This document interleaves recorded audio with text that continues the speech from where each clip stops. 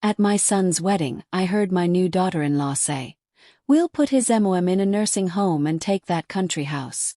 The next day, I sold the country house, and the house I will tell you what really happened. First, let me thank you for watching Granny's Voice. Your support means everything to us. If you like our stories, please click subscribe. Tell us which city you're watching from in the comments. We love hearing from you. Today we want to say hello to Sheenay Brown from London. Thank you for watching our stories. Now let me tell you what really happened. My name is Helen and I'm 70 years old. I have one son named Tommy. He's my whole world. His daddy died when Tommy was just 12, so it's been just me and him for a very long time. Tommy is 35 now and works as a teacher. He's always been such a good boy. He calls me every Sunday, takes me to the doctor, and fixes things around my house. At least, he did all those things until came along. Her name is Candy. Yes, really. Candy. Like the sweet stuff kids eat. But let me tell you, there was nothing sweet about this woman. Tommy met Candy at a coffee shop 6 months ago. She's 28 with long blonde hair and always wears bright red lipstick. The first time he brought her home, something felt wrong. "Mom, this is Candy," Tommy said, grinning like a little boy with a new toy. "Nice to meet you, Mrs. Peterson," Candy said in this fake sweet voice. But her eyes were cold. Really cold. We sat in my kitchen drinking tea. Candy kept looking around my house like she was counting everything. My grandmother's china. My husband's old watch collection. Even my wedding ring. "What a big house for just one person," she said. "Don't you get lonely?" "Not really," I answered. "Tommy visits all the time." Candy smiled, but it wasn't a real smile. "That's so sweet. But Tommy's a grown man now. He needs his own life." I felt my stomach twist. This woman had been dating my son for 1 week, and she was already trying to push me away. Over the next few months, everything changed. Tommy stopped calling on Sundays. He was always too busy to help with house repairs. When I asked him to dinner, he'd say, "Candy thinks we should have more couple time." Couple time. They'd been together for 3 months. One day, I drove past Tommy's apartment and saw Candy moving boxes inside. Big boxes. Expensive-looking boxes. Where did a waitress get money for all that stuff? Called Tommy that night. "Son, is Candy moving in with you?" "Yeah, Mom. We're really serious about each other." "But you barely know her, honey." "I know enough. And Mom, Candy thinks you're being too clingy. Maybe give us some space." Clingy. I raised this boy by myself for 23 years, and now I was clingy. The worst part was watching Tommy change. My happy, caring son became distant and cold. He started talking differently, using words Candy used. When I'd call, she'd answer his phone. "Tommy's in the shower," she'd say. "Can I take a message?" "Just tell him his mother called." "Sure thing, Mom," she'd say, making the word sound dirty. 3 months later, Tommy called with big news. "Mom, Candy and I are getting married." My heart sank. "That's wonderful, son. When?" "Next month. Small ceremony. Just close family." "Do you think this is rushing things?" "Mom, when you know, you know. Candy says people our age can't waste time." Our age. Tommy was 35. Candy was 28. What was the big rush? The wedding was at Sunset Gardens, a pretty place with flowers everywhere. I wore my best blue dress and tried to smile. But inside, I felt like I was watching my son's funeral. Candy looked beautiful in white. Tommy looked nervous but happy. During the ceremony, I kept thinking about his father. How proud he would have been. How sad he'd be to see this fake woman taking advantage of our boy. After the ceremony, everyone went to the party room. There was music, dancing, and lots of food.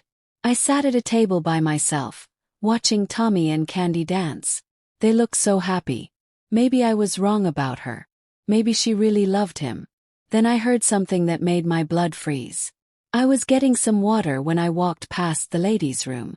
The door was open just a crack, and I could hear voices inside. "So when do we put the old lady away?" a woman asked. Soon, Candy answered. Tommy's already pulling back from her.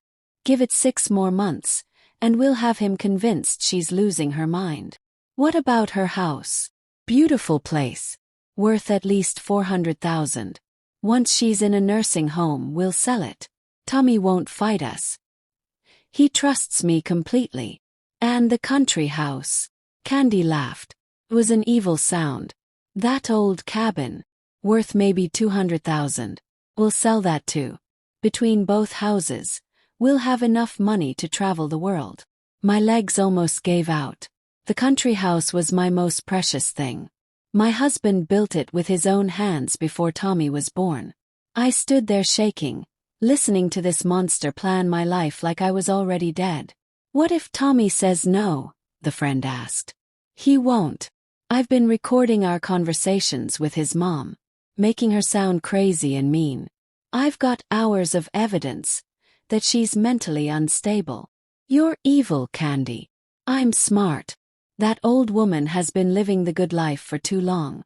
Time for her to pay up. They started walking toward the door, so I hurried away. But I heard Candy say one more thing that made me want to scream. By Christmas, Helen Peterson will be locked up somewhere safe, and we'll be rich. I walked back to my table on shaking legs. Tommy came over with a big smile. Mom, you look pale. Are you feeling okay? I looked at my beautiful boy. My only child. The baby I'd rocked to sleep every night after his daddy died. And I realized he had no idea what kind of person he'd just married. I'm fine, sweetheart. Just tired. Well, Candy wants to talk to you about Thanksgiving plans. She has some great ideas. Bet she did. That sounds lovely, dear. Tommy hugged me. I'm so happy, Mom. Candy makes everything better. Better for her, maybe. But I just smiled and said, I can see that, honey. For the rest of the party, I watched Candy like a hawk. She was so good at acting sweet and caring. When people talked to her, she'd touch their arm and listen with big, interested eyes. She played the perfect new wife. But I knew the truth now. The next morning I called my lawyer. His name is Mr. Davis, and he's been helping my family for 20 years. Helen, what can I do for you? I need to sell my houses. Both of them. Right away. Long pause. Both houses. Are you sure? Very sure. And I need it done fast. This is pretty sudden. Is everything okay? I thought about telling him the truth. But it sounded so crazy. My new daughter-in-law wants to steal my houses and put me in a crazy place. Who would believe that? I'm getting older, Mr. Davis. I want to simplify my life. What about Tommy? Doesn't he expect to inherit those properties? Tommy will get what I decide to give him. Right now, I need cash more than houses. Mr. Davis sighed. It's your property, Helen. You can do whatever you want with it. But selling both houses at once. You won't get top dollar. I don't care about top dollar. I care about speed. How fast? 2 weeks if possible. 2 weeks. Helen, that's almost impossible. Make it possible. Price them to sell quick. I'll take less money if it means faster sales. Another pause. Can I ask why you're in such a hurry? I thought about Candy's laugh. About her cold eyes. About the way she'd said, that old woman, like I was garbage. Let's just say I want to beat someone to the punch. All right. I'll make some calls. But Helen, think about this. These houses are your security. My security was about to be taken away anyway. At least this way, I'd be in control. While Mr. Davis worked on selling my houses, I did some detective work of my own. I wanted to know more about my new daughter-in-law.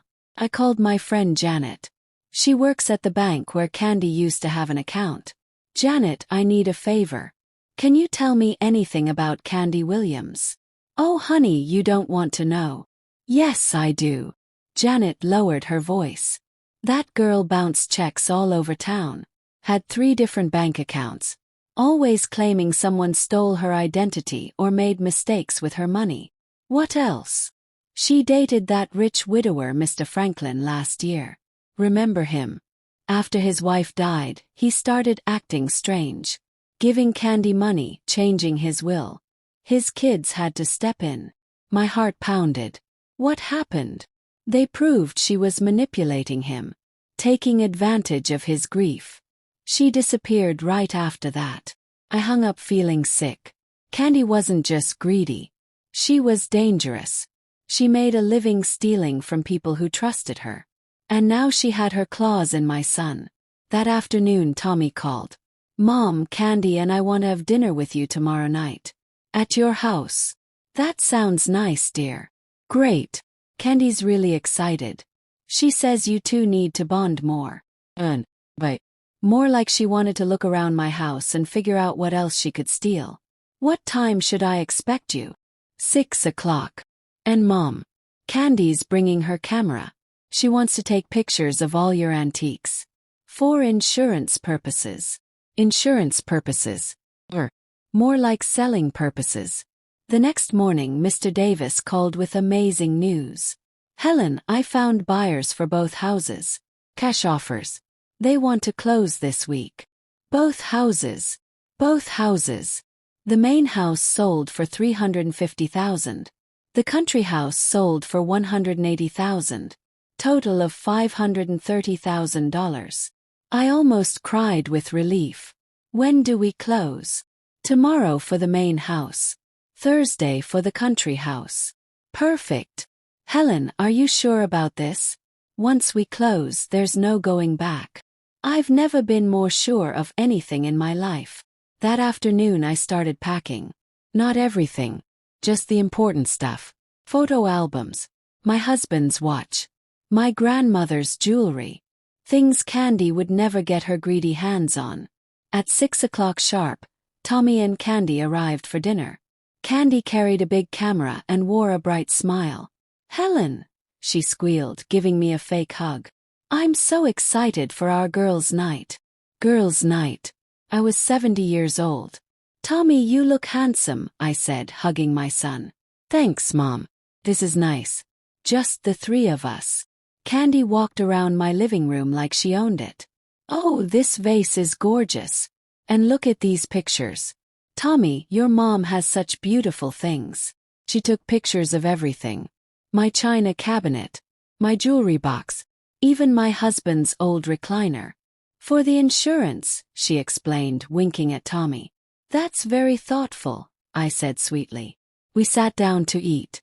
I'd made Tommy's favorite meal, fried chicken, mashed potatoes, and green beans. During dinner, Candy started her act. Helen, Tommy and I were talking. This house is so big for just one person. Don't you ever feel scared being here alone? Not really. I've lived here for 30 years. But what if something happened? What if you fell down the stairs? Or had a heart attack?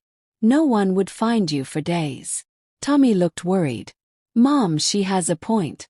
Maybe you should think about moving somewhere safer. Safer like where? Candy leaned forward. There are some wonderful retirement communities nearby. Beautiful places with nurses and activities. You'd make so many friends. I have friends. Of course you do. But at your age, it's important to have medical help close by. My age. There it was again. I feel fine, I said. Oh, I'm sure you do. But prevention is better than treatment, right? And think about it. If you sold this big house, you'd have money to pay for really nice care. Tommy nodded. That actually makes sense, Mom. I looked at my son.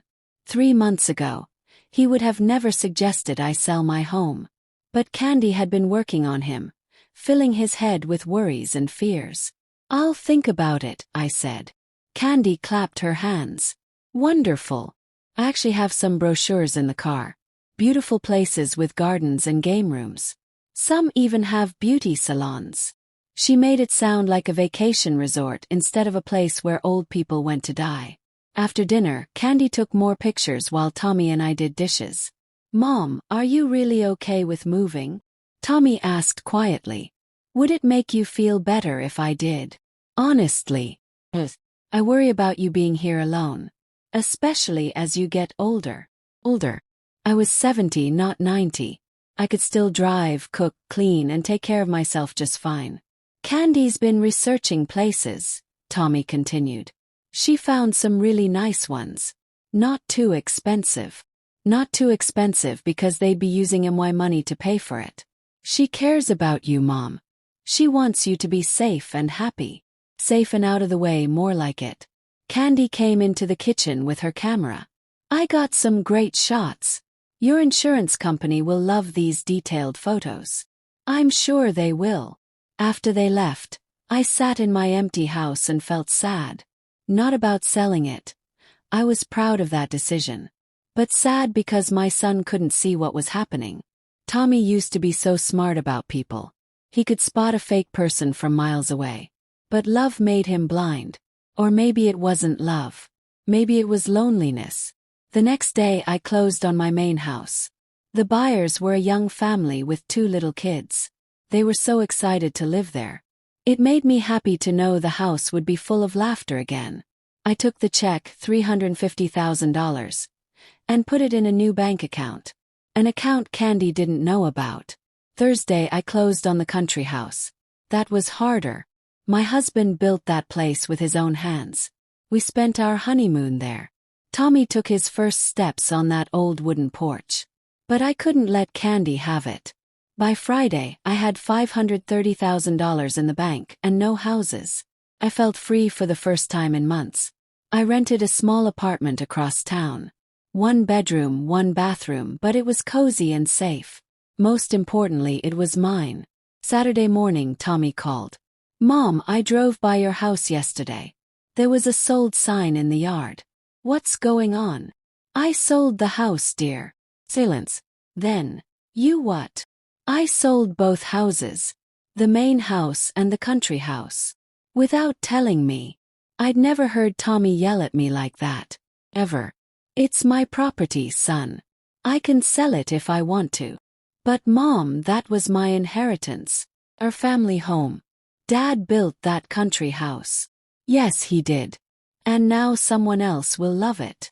I can't believe you did this without talking to me first. When you got married last week, did you ask my permission? That's different. Is it?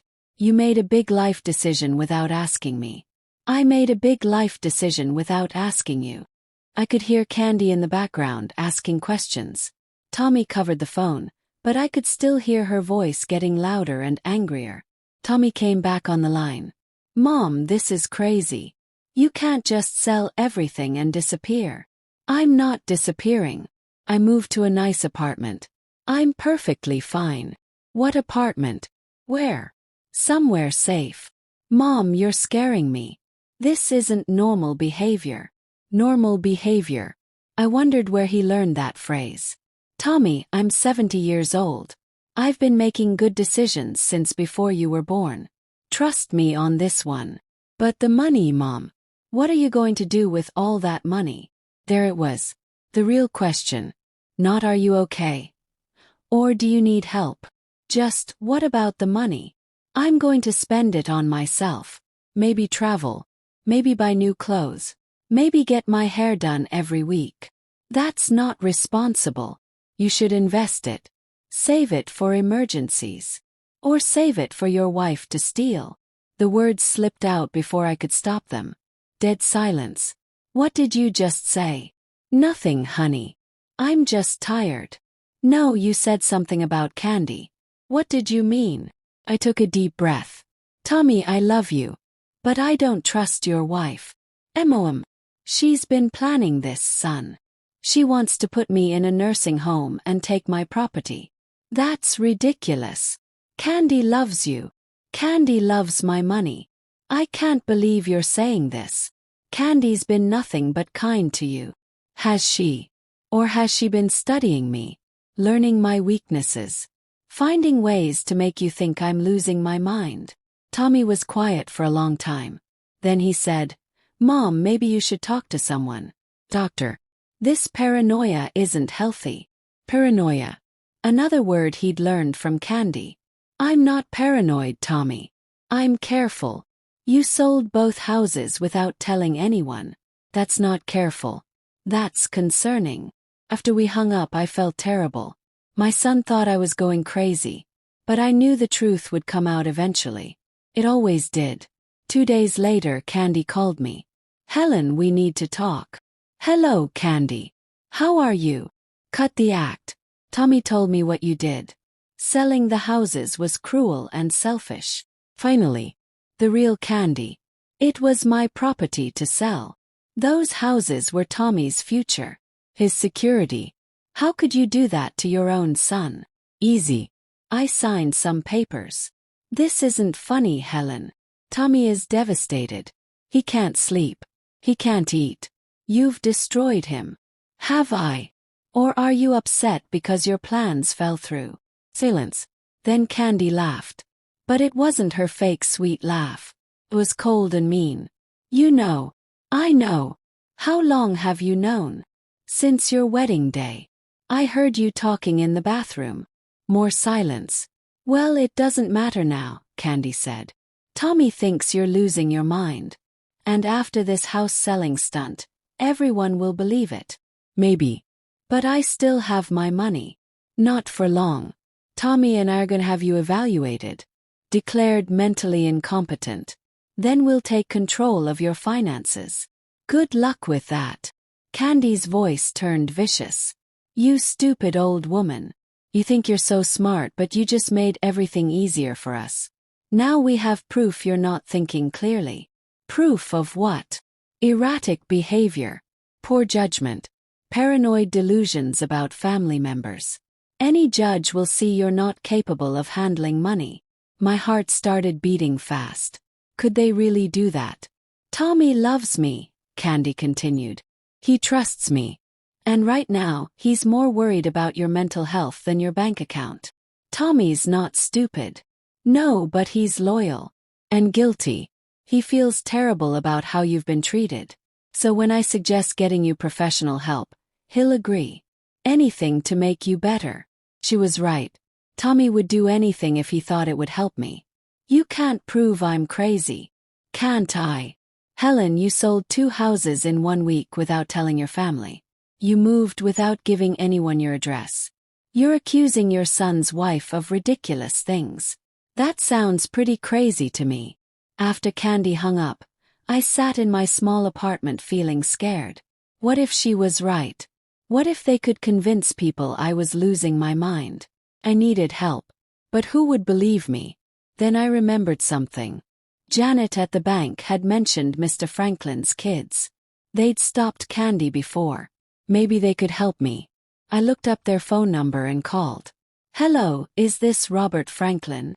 Yes. Who's this? My name is Helen Peterson. Your father dated a woman named Candy Williams last year. Long pause. What about her? She married my son. Now she's trying to do to me what she did to your father. Oh no. Are you serious? Very serious. Can we meet? I need advice. Robert Franklin met me at a coffee shop the next day. He was about 40, with kind eyes and a worried expression. Mrs. Peterson, tell me everything. I told him about the wedding conversation. About Candy's research into my finances. About her plans to have me committed. Robert nodded grimly. That's exactly what she did to Dad. Made him think his family didn't care. Convinced him to cut us out of his will. By the time we figured out what was happening, she'd already taken $50,000. How did you stop her? We hired a private investigator. Found out she'd done this before. In 3 different states. 3 states. Minnesota, Texas, and Colorado. Always the same pattern. Target lonely older people with money. Gain their trust. Isolate them from family. Then steal everything. My hands were shaking. What happened to the other victims? One man lost his entire retirement savings. A woman lost her house. Another man ended up in a nursing home while Candy spent his money on vacations. Did anyone stop her? We tried. But she's smart. She covers her tracks. Changes her name. Moves to new towns. What's her real name? We never found out. But we have files on her. Pictures, documents, testimonies from her other victims. I felt a spark of hope. Would you help me? Absolutely. But Mrs. Peterson, you need to be careful. If Candy thinks you're onto her, she'll move fast. What do you mean? She'll convince your son to have you committed before you can expose her. Once you're locked up in a facility, no one will believe anything you say. My blood went cold. How long do I have? Not long. Maybe days. Robert gave me copies of everything they had on Candy. Photos of her with different men. Bank records showing stolen money. Even a police report from Texas. Her real name might be Catherine Willis, he said. But she's used at least 6 fake names. That night I made copies of everything. I hid one set in my apartment, mailed one set to Mr. Davis, and put one set in a safety deposit box. The next morning Tommy called. Mom, Candy and I want to take you to lunch today. We're worried about you. That's sweet, dear, but I'm busy today. Doing what? Apartment hunting. I want to find something bigger. Mom, we really need to talk. In person. I could hear the worry in his voice. And something else. Determination. Is Candy there with you? Yes. She's been helping me understand what you're going through. What I was going through. Like I was sick. Tommy, can you come alone? Just you and me. Candy thinks we should stick together as a family. Course she did. Please, son. I need to tell you something important. Something about your wife. Mom, this paranoia has to stop. You're starting to scare me. I'm not paranoid. I have proof. Proof of what? That Candy isn't who she says she is. That she's done this before. That she's been planning to steal from us since the day you met her. Long pause. Mom, you need help. Real help. Tommy, please listen to me. I love you, Mom. But I can't watch you destroy yourself with these crazy ideas. The line went dead. An hour later there was a knock on my door. Through the peephole I saw Tommy, Candy, and a man in a suit. Mrs. Peterson, this is Dr. Wilson, the man said when I opened the door. Your family is concerned about your well-being. I'm fine. May we come in? Just to talk. I knew if I said no, they'd find another way. So I let them in. Dr. Wilson looked around my small apartment. This is quite a change from your house. I like small spaces now. Candy spoke up. Helen, we're worried about your recent behavior. Selling your houses so suddenly. Moving without telling anyone. These accusations against me. They're not accusations. They're facts. Dr. Wilson made notes on his clipboard. Mrs. Peterson, your family tells me you believe your daughter-in-law is trying to steal your money. I don't believe it. I know it. How do you know? I looked at Tommy. My sweet boy looked so worried and confused. Because I heard her say it. When did you hear this? At the wedding. She was talking to her friend in the bathroom. Dr. Wilson wrote more notes. And what exactly did you hear? I repeated the conversation word for word. About putting me in a nursing home. About selling my houses. About having me declared mentally incompetent. When I finished, Dr. Wilson looked at Candy. How do you respond to these allegations? Candy's eyes filled with tears. Doctor, this is exactly what I was afraid of. Helen's been having these paranoid episodes for weeks.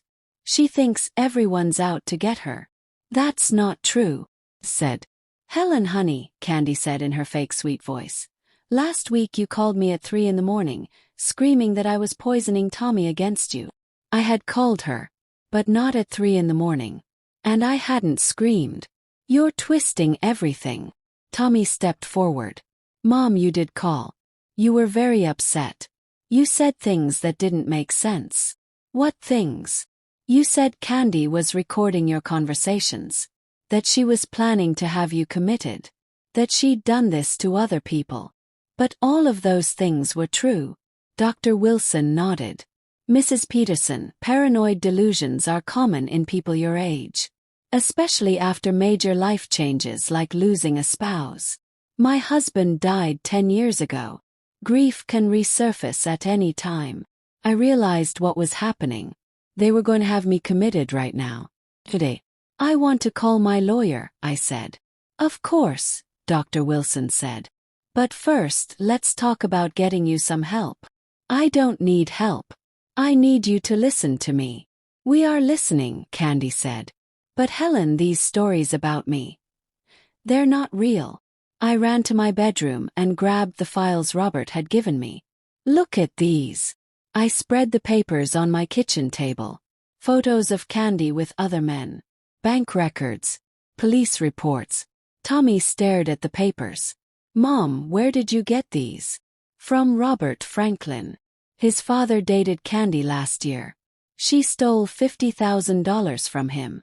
Dr. Wilson examined the documents. Mrs. Peterson, these could be fake. It's not uncommon for people with paranoid delusions to create elaborate evidence to support their beliefs. Call Robert Franklin. Ask him yourself. But I could see it in their faces. They thought I was crazy. They thought I'd made everything up. Helen, Candy said gently. I understand you're scared. Change is hard. But accusing me of these horrible things. It's not fair. Tommy, I pleaded. Remember how you used to be able to spot fake people? Remember how good you were at reading people? Tommy looked torn. Mom, I want to believe you. But this evidence. It seems far-fetched. It's not far-fetched. Call the police in Texas. Check her background. Do something. Dr. Wilson closed his clipboard. Mrs. Peterson, I think it would be best if you came with us for evaluation. No. It's just for a few days. To make sure you're safe. I looked around my small apartment. At my son who didn't believe me. At the woman who'd stolen his heart and was about to steal my life. If I go with you now, I said quietly, will you promise to investigate my claims? Of course, Dr. Wilson said. He was lying. I could see it in his eyes. But I was trapped. If I fought them, they'd say I was violent and dangerous. If I ran, they'd say I was confused and lost. So I packed a small bag and went with them. But I wasn't giving up. Because sometimes the best way to win a war is to let your enemy think they've already won. And Candy had no idea what was coming for her. Thanks for listening to my story, dear friends. Don't forget to subscribe and tell me in the comments what you would have done in my situation. Next week, I'll tell you exactly how I turned the tables on Candy and got my son back. Your voice matters, and I love hearing from you.